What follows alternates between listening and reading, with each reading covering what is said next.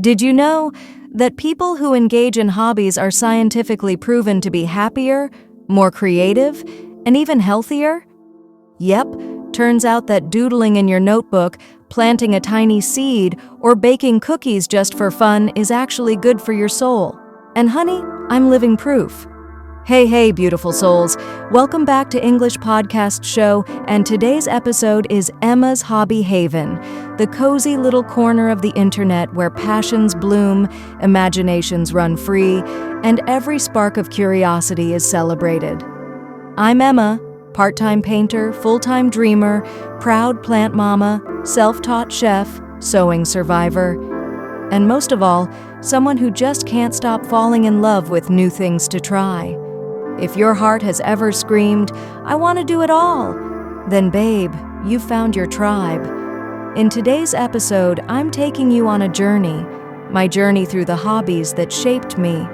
We'll dive into how it all started, the joy of watercolor, the magic of growing life from soil, the stabs and stitches of sewing, the flavor adventures in my kitchen, and the pure thrill of trying something new. So pour yourself something warm, find your cozy corner, and let's unwrap the beautiful mess that is a hobby-filled life. Segment 1, How It All Began. Okay, picture this. Little Emma, around 7 years old, sitting on the floor with glitter glue in one hand and a paintbrush in the other, trying to make a masterpiece on printer paper. That was the beginning. That was the spark. I didn't know it then, but I was always chasing that feeling of making something out of nothing, whether it was painting a little flower, baking cupcakes with my grandma, or sewing together scraps of fabric to make clothes for my dolls. It wasn't about being perfect, it was about play. Fast forward to today, and wow, my hobby list has bloomed into something wild and wonderful. Segment 2, Painting. My first love. Let's start with painting. That's probably my OG hobby. I started seriously painting around high school, mostly watercolors. I love how unpredictable it is. You put color down, add water, and boom, magic happens. It's therapeutic for me, like meditation, but with brush strokes. I still paint regularly, usually in the evenings, with some jazz playing in the background and tea in hand. Segment 3, Planting Trees and Gardening. A few years ago, I got into planting. It started with a tiny succulent I named George. Yes, I name my plants. No shame. That grew into a windowsill full of greens, and eventually, I started helping out at a local community garden. I even planted my first tree last year, a cherry blossom. There's something deeply humbling about watching something grow over months and years. It's a lesson in patience. And honestly, every time I see a new leaf sprout, I feel like a proud plant parent. Segment 4, Sewing, stitch by stitch.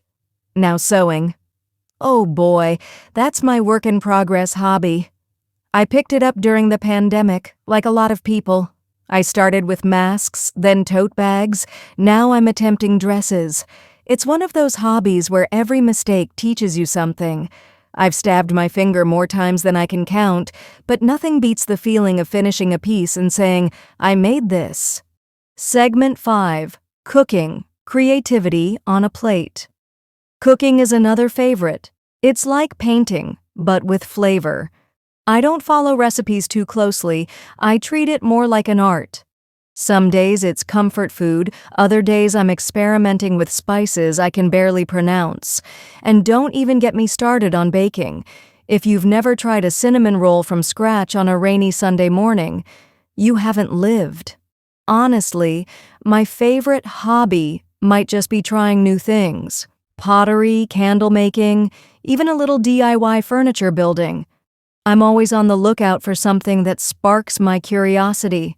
I've realized it's not about mastering everything. It's about following what excites you, even if you're terrible at it at first. That joy of being a beginner, it's priceless.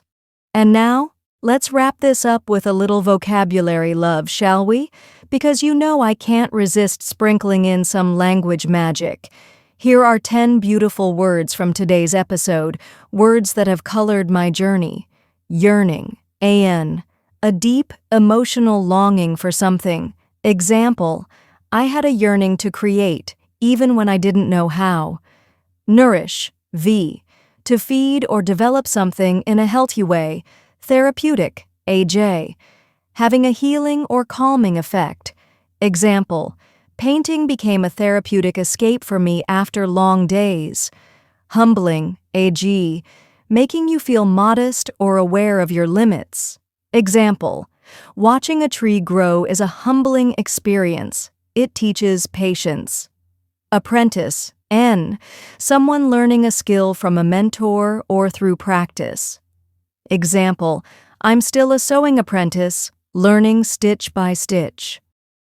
Alchemist, N, a person who transforms things in a magical or creative way. Example, in the kitchen, I become a bit of an alchemist, blending flavors like spells. Curator, N, someone who selects and organizes items or experiences with care. Example, I curate my hobbies based on what brings me joy, not perfection. Unpredictable, AG, not able to be foreseen or anticipated. Example, that's what I love about watercolor. It's wild and unpredictable. Clumsily, Advides, in a way that lacks skill or grace but often with charm.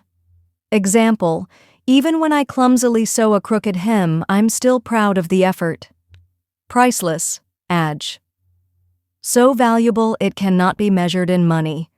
Example, the joy of trying something new, even badly, is absolutely priceless. So yeah, that's me. A hobby collector, a joy hunter, a forever student of creativity. If you're listening and thinking, I wish I had time for a hobby, start small. 1 hour a week, one sketch, one seed, one dish, one stitch, and don't aim for perfect, aim for joy. Thanks for letting me share my world with you today. I'd love to hear about your hobbies. Message me, tag me, let's geek out together.